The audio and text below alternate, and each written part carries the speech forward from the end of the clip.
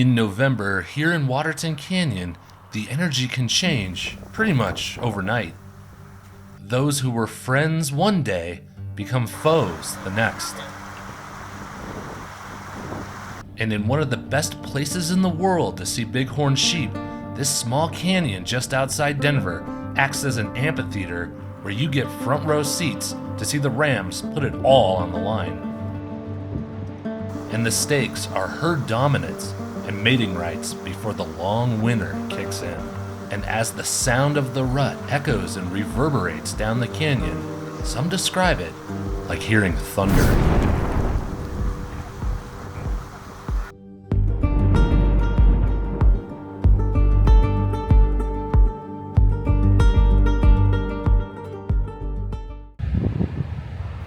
With 3 days off work to go out and photograph the sheep, it didn't take me very long on day number 1 to find my first ram.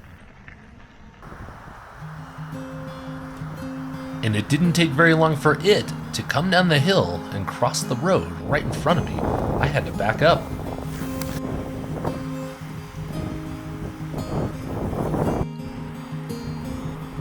I continued on after this ram moved down the road, but was quickly stopped a few minutes later with another ram on the road.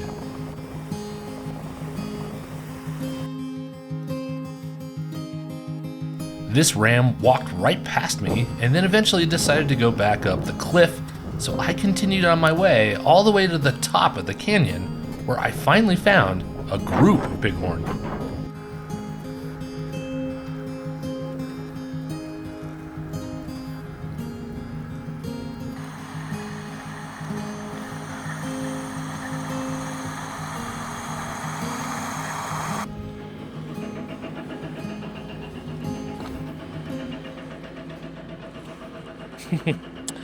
All right, well, how are we doing? Well, it's very loud because there's construction going on all the way up here at the top of the trail, right where the dam is. So that's loud.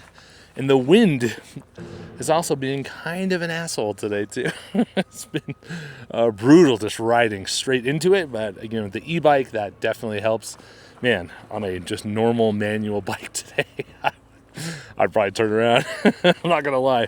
But the sheep, how has that been? It's been okay. So sort of the thing I look for when I come up here during the rut is I like finding groups of sheep where there's multiple rams, because then those rams get a little testy with each other, and that's when you can start to see the good action.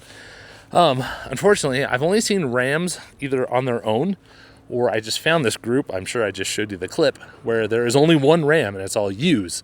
So there's not really going to be at least rut action with, competing males. So, so I'm all the way at the top. I'm going to ride back down and we'll see what we see along the way. I'll at least be going with the wind on the way back. That'll be nice. So anyways, that is my plan. And as I rode back the other way, you'll never guess what I came across.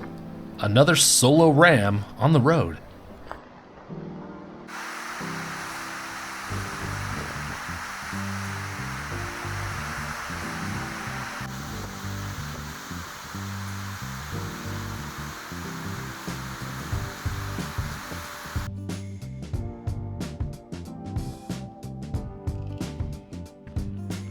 But as I passed this ram and continued further back down the road, I finally came across a potential group that had the makeup of sheep that I was looking for.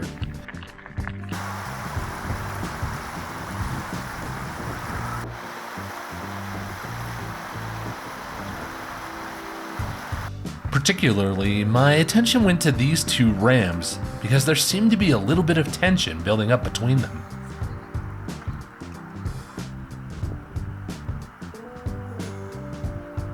I watched these two for almost a full hour, and despite their posturing, nothing really ever transpired, and it was a somewhat disappointing ending to day number 1.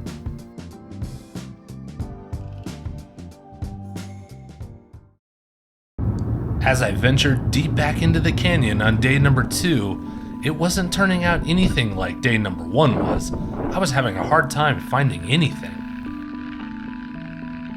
It wasn't a complete loss though, because eventually I found this awesome American Dipper doing all of its dipper things. I have this running theory that the American dipper is every birder's favorite bird. Even if they claim otherwise, it's still the American dipper.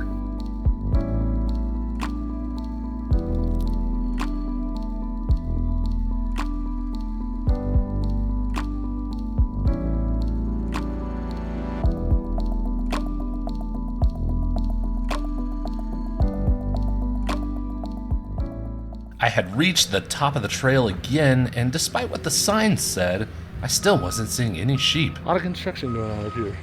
Fortunately, as I headed back down the trail, the day wasn't completely lost, and I finally had found some sheep. This group had a slightly better makeup, or at least one that I try to look for. There was some rams. Granted, 2 of them were on the younger-ish side, and there were some ewes present.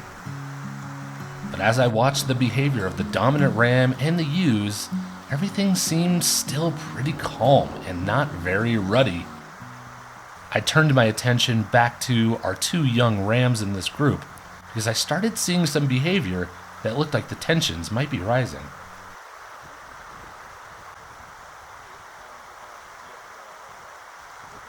And my gut feeling pays off as the young rams finally clash.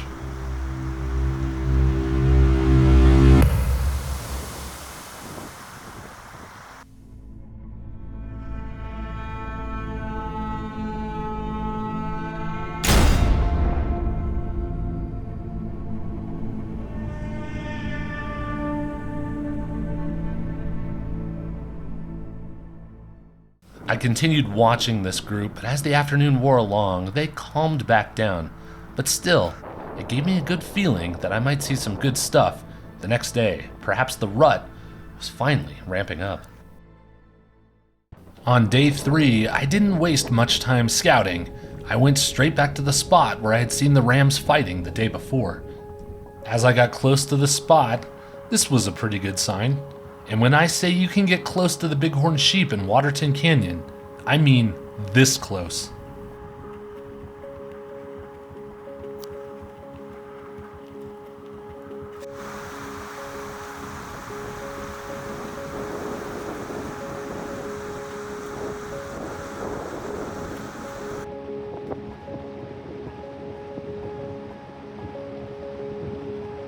Most of the sheep in this group were still up on the top of the cliffside, and what really intrigued me was that at the very top, I could see the outline of multiple ram's horns. I had finally found the kind of group makeup that really could lead to some fireworks. Soon, the photographer's nightmare happened. We could hear the rams clashing up on top of the cliff, but it was all out of sight. We could only see plumes of dust kick up, and the occasional large rocks came flying down onto the road. There's somebody coming down over there. We all quickly repositioned further down the road, avoiding the falling rocks, and we were able to get a good view of the rams, and that's when the afternoon show finally got underway. They're big.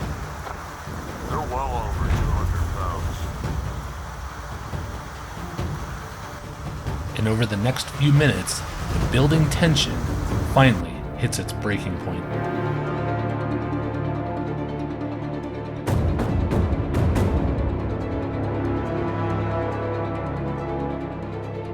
After this first hit, the group turns into total chaos. Some rams make bold moves, hoping the others won't notice, while other rams take their turns squaring up, showing what they've got.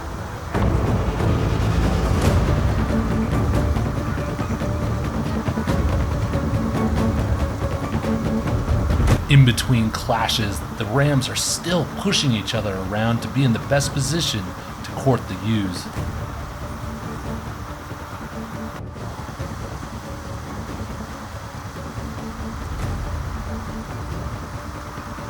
At the end of the day, all of the chasing and posturing really don't mean much.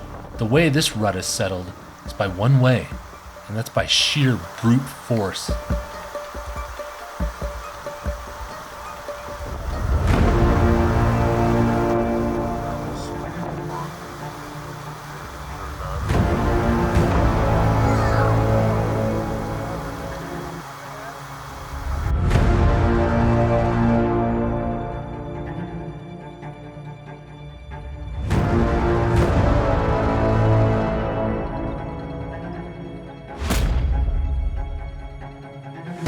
In hit after hit, the field narrows down because this is a battle royale where at the end there can only be one ram standing.